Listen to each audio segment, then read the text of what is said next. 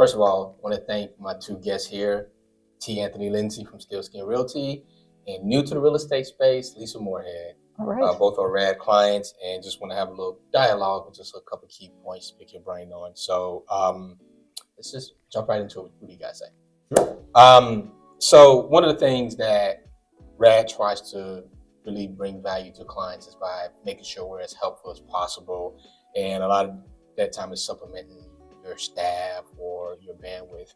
So talk to us a little bit about how do you go about eliminating project overload, right? How do you engage with subs? How do you engage with RAD? How do you, how has RAD helped you with that? Lisa? Sure. Well, while we're here at the beginning of our processes with Rogers Acquisition and Development Company, I am going to be very dependent on you to guide me. As a novice, I know just from my background, I'm a lawyer by training, and I've worked in banking. So I have a sense of what transactions entail. Mm-hmm. But in terms of the nuts and bolts and the nitty gritty of making a development go up, I've not seen that process close up. And I was really grateful when I first met with RAD.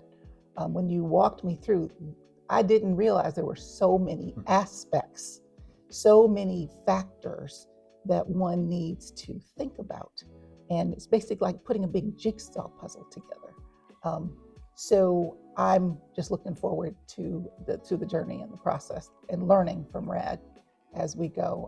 I've been very impressed with just how comprehensive your service offerings are and how thorough you are. I love the way, when we met and you, again, just thinking through the timing, those details I know will be so critical.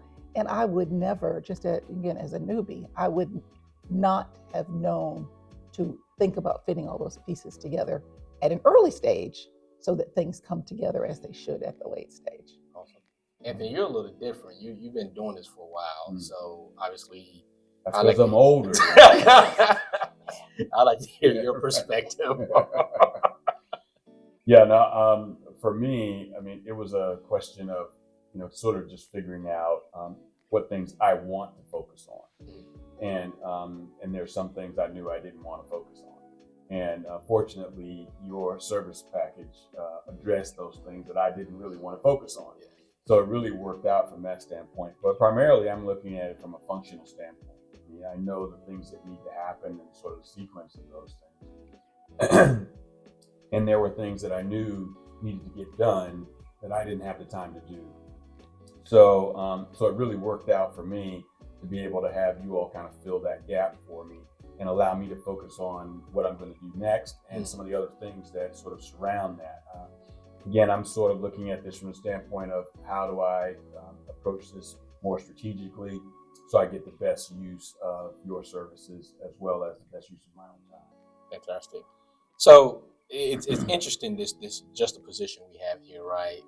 Lisa, you called yourself a novice multiple times. I wouldn't necessarily go that far, but I understand your venture. And Lindsay here, I'm learning from you as we go through this. There are times we have conversations. I'm like, man, I hadn't thought about that before. So there is this mutual sharing of knowledge. So I'm going to kind of lean on you, Lindsay, in this one. Looking at where Lisa is, what's the best advice you would give someone who's looking to venture into development? Because although you're experienced in real estate, this is also a new venture for you as well. Yeah, no, that's right. We are moving down a different path than we've been on before. I'm really a self-learner. So I've taught myself the commercial real estate business over the last 27 years. And I've also taught myself the development business. And the reason that I've done that is because I figured out what I didn't know that I needed to know, and those are the things that I learned. So I was able to sort of truncate the process by focusing on those things that were most critical about what I needed to get done. My best advice for you, first of all, is to really be clear about what it is you want to do and why you are doing it. Okay. because the challenges of how do you do a real estate deal, they're going to come and go no matter what kind of deal it is.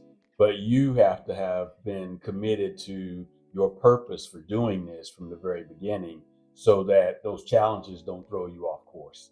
Because that's what tends to happen in my experience, is that the process tends to weigh us down. And that's what is the discouraging part about doing this. And that's one of the reasons why you don't see more people who look like us doing that, in addition to obviously access to capital. But it's being clear about understanding that this is going to come with some difficulties and some challenges. Right.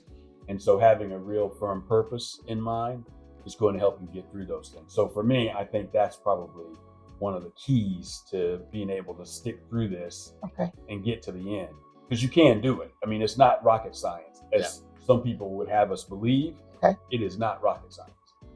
You know, it's interesting. What I didn't hear you say was, are we getting out of the real estate business? Yeah. Right. And I think it speaks to the cyclical nature of real estate, right? And I think you just have to understand how to ride that wave. Exactly. It's going to come back around. So it's just about being knowledgeable of what's to come. So Lisa, hearing that, right? Not sure if this changes how you would answer this question. What is your investment philosophy, right? Are you looking more of a long-term hold type asset development, or are you looking more of a build, fix, and flip? I have a desire to do both, but my primary focus, particularly with the Pageland development that Rad is going to work with me on, I would like to hold long-term rentals. Because first of all, the need is so great. As we were talking about the changing economy, you know, the numbers really are making everything challenging. And remember, originally I started out wanting to focus on, you know, truly affordable housing, but they just don't, those deals don't pencil anymore. They literally don't pencil. So as a matter of practicality, you know, workforce rental housing is, I think, the wise and the smart way to go, because people do need, you know, someplace that they can afford to live. It won't be the high end, but Pageland wouldn't tolerate high end so much anyway. You've got to consider where you are. Definitely long-term hold for a couple of reasons. First of all, that need's always going to be there. Right. And as the economy is becoming more challenging, fewer and fewer people will be able to purchase a home.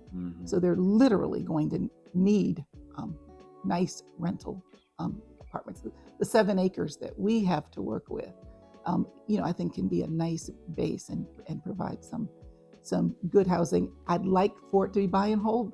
At some point, though, down the road, when the economy, you know, everything is cyclical. At some point, we may get back to a place where home ownership makes sense. And then maybe the lots that are currently going to be rental homes may become for sale homes. So I would like I'd like to have all those experiences in the development area. Awesome. All right. So a couple of roundtable closeout quick hitters. All right. One, we got 4 questions. You get one answer. Right. Can't elaborate on it. You got to give it to me. Okay. Right? How do you live either your company mission statement or your personal value statement? I'll take that one first. Above everything, I want to sleep well at night, knowing that I have dealt with people with integrity and doing what I say I'm going to do, not making promises I can't keep. So I think that is probably my largest guiding principle, is just integrity, commitment, and follow through. Yeah, I think you said it. And we're really focused on say what you mean and mean what you say, right? So, but also do our best not to be selfish. So we're in this for a reason. It's because we believe that there's a need, and so we want to fill that need. So let's not be selfish in how we approach what we're trying to do. Awesome. All right. One non-negotiable for your personal success.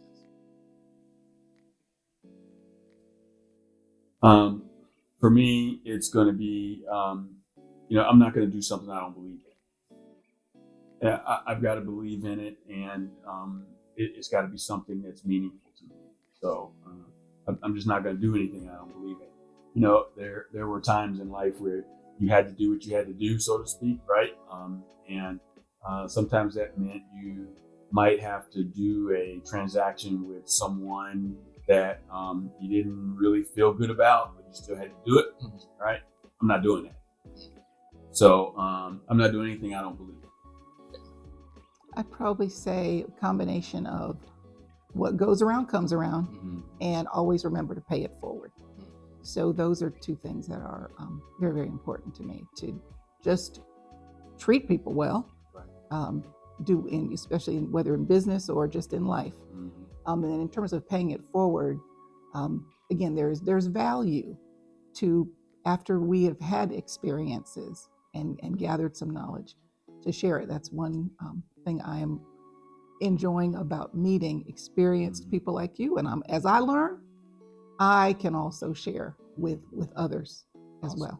Right. From both myself, Joe Rogers, and Ara Rogers, owners of RAD, we just thank you guys for being strategic partners, and above anything else, just good, solid friends. So thank you for your time today. We appreciate it. We thank you. Yes.